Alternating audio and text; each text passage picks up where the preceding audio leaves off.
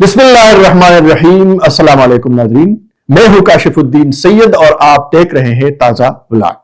ناظرین، آج بات کریں گے خیبر پختونخوا کی سیاست، قیام امن اور ان تضادات کی جو ایوانوں سے لے کر بیانات تک ہمیں صاف نظر آتے ہیں۔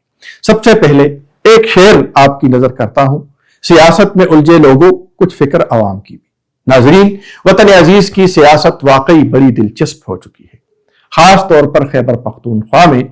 یہاں ایک عجیب منظرنامہ ہے۔ حزب اختلاف حکومت کو مشورہ دے رہی ہے کہ وزیر اعلیٰ انا اور سیاست سے بالاتر ہو کر قیام امن کے لیے وزیر اعظم سے فون پر رابطہ کرے، مگر دوسری طرف صوبائی اسمبلی میں یہی تجویز مسترد کر دی جاتی ہے۔ اب ذرا مرکز کی سیاست پر نظر ڈالیں۔ قومی اسمبلی میں تحریک انصاف نے ایثار کا مظاہرہ کرتے ہوئے محمود خان اچکزئی کو قائد حزب اختلاف مقرر کیا۔ منصب سنبھالتے ہی اچکزئی صاحب حکومت کا مشروط ساتھ دینے کا اعلان کر دیتے ہیں۔ اسی طرح سینٹ میں بھی تحریک انصاف کے بجائے ان کی اتحادی جماعت کے رہنما کو قائد حزب اختلاف بنایا جاتا ہے۔ یوں عملی طور پر تحریک انصاف خود کو اہم پارلیمانی عہدوں سے محروم کر بیٹھتی ہے۔ اب تضاد دیکھیے، ایک طرف خیبر پختونخوا میں وزیر اعظم سے رابطے کی تجویز مسترد اور دوسری طرف محمود خان اچکزئی حکومت سے مفاہمت کا اعلان کر رہے ہیں۔ یہاں یہ بات بھی یاد رکھنی چاہیے کہ محمود خان اچکزئی ان افراد میں شامل تھے جنہوں نے بانی قائد کو وزارت عظمیٰ سے ہٹانے کے حق میں ووٹ دیا تھا۔ ناظرین، اگر صوبائی اسمبلی کی بحث کا جائزہ لے تو تضادات اور بھی واضح ہو جاتے ہیں۔ خیبر پختونخوا کابینہ نے action in aid of civil power ordinance کے خاتمے کی منظوری دے دی، جس کے بعد عملی طور پر آپریشن کا اختیار ختم ہو گیا۔ لیکن اسی اجلاس میں دو حکومتی ارکان کہتے ہیں کہ دہشت گردی روکنا صوبائی حکومت کی نہیں بلکہ سیکیورٹی اداروں کی ذمہ داری ہے۔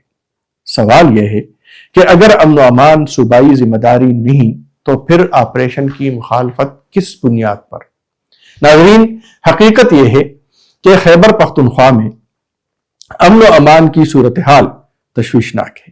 عوام سوال کر رہے ہیں کہ 90% دہشت گردی خیبر پختونخوا میں ہی کیوں ہو رہی ہے؟ دہشت گرد فحاشی کے اڈوں یا نائٹ کلبوں کو نشانہ کیوں نہیں بناتے؟ صوبائی وزیر قانون آفتاب عالم کہتے ہیں کہ نہ تیرا آپریشن کی اجازت دی ہے نہ دیں گے، جبکہ گورنر فیصل کریم کنڈی کا موقف ہے کہ امن و امان برقرار رکھنا صوبائی اور وفاقی حکومت کی مشترکہ ذمہ داری ہے۔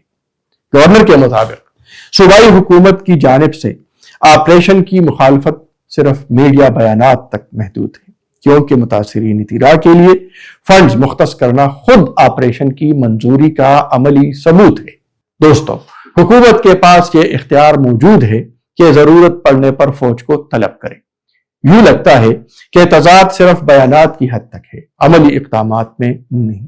وزیر اعلیٰ کا موقف واضح ہے، ان کا مینڈیٹ بانی کی رہائی اور عوام کو متحرک کرنا ہے۔ وزیر اعلیٰ کا بار بار متاثرین اطلاع سے ملنے جانا یقیناً قابل تحسین عمل ہے، مگر سوال یہ ہے کہ ان دوروں اور احکامات کے باوجود متاثرین کی مشکلات کم کیوں نہیں ہو رہی؟ چاہے آپریشن کی اجازت دی گئی ہو یا نہیں، کم از کم متاثرین کی دادرسی پر تو سب کا اتفاق ہونا چاہیے۔ ناظرین، اسمبلی میں قانون کا حوالہ دے کر آپریشن کی مخالفت تو کی گئی، لیکن دہشت گردوں سے علاقے کو پاک کرنے کے لیے کوئی ٹھوس، مؤثر اور عملی تجویز سامنے نہیں آئی۔ کبھی کہا جاتا ہے کہ دہشت گرد پی ٹی آئی رہنماؤں کو نشانہ کیوں نہیں بناتے، کبھی سوال ہوتا ہے کہ وہ خیبر پختونخوا سے باہر فحاشی کے مراکز کو کیوں نہیں نشانہ بناتے۔ ان سوالوں اور الزامات کے اس کھیل سے ایک ہی نتیجہ نکلتا ہے، ہم شاید دشمن کے مقابلے میں ایک قوم بن کر کھڑے نہیں ہو پا رہے۔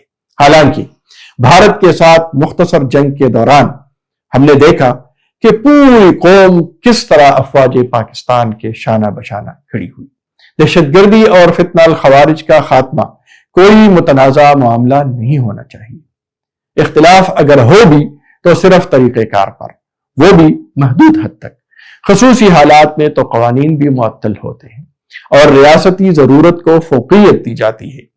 ضرورت اس بات کی ہے کہ 90% دہشت گردی کا شکوہ کرنے کے بجائے 100% متحد ہو کر اس کے خاتمے کی راہ اپنائی جائے۔